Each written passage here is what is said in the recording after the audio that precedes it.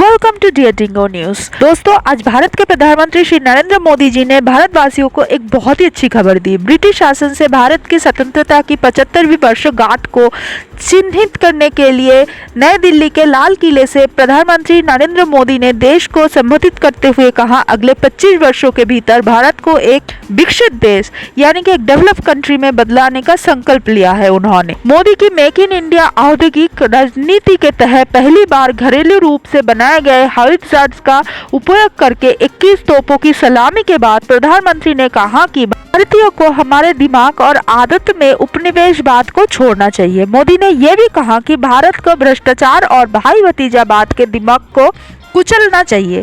India first मंत्र का पालन करना चाहिए और ये सुनिश्चित करना चाहिए कि भाषण और आचरण में हम ऐसा कुछ भी नहीं करते हैं जो एक महिला की गरिमा को कम करता है। उन्होंने कहा, आत्मनिर्भर भारत हर नागरिक, हर सरकार, समाज के हर इकाई की जिम्मेदारी है। अमेरिका के राष्ट्रपति जो बाइडेन ने भारतीय स्वतंत्रता दिवस का जश्न मनाते हुए एक बयान में कहा कि अमेरिका और भारत अपरिहार्य भागीदार है और उनकी साझेदारी कानून के शासन और मानव स्वतंत्रता और गरिमा को बढ़ावा देने के लिए एक साझा प्रतिबद्धता पर आधारित है।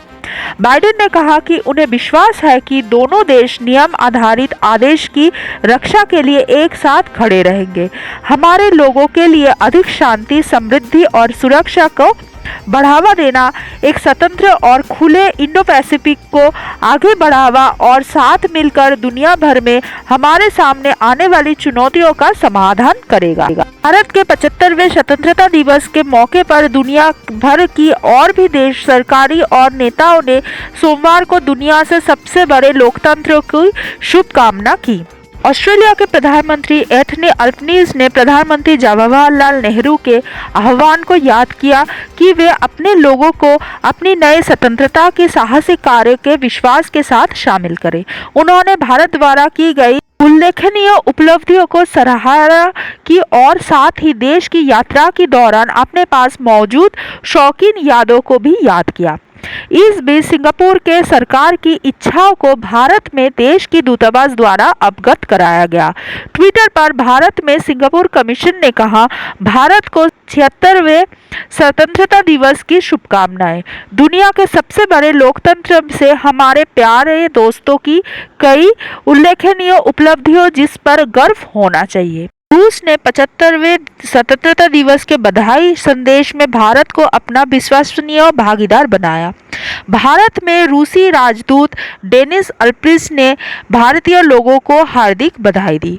उन्होंने कहा, रूस एक विश्वसनीय मित्रों के रूप में भारत के लोगों के लाभ और समृद्धि के लिए प्रगति के पथ पर भारत को शुभकामनाएं देता है। जय हिंद, जय रूस। इस बीच भारत में ब्रिटिश आयुक्त फेलिक्स एलिस ने हिंदी में एक संदेश में भारत को बधाई देते हुए कहा, भारत को 75वां स्वतंत्रता दिवस की शुभकामनाएं।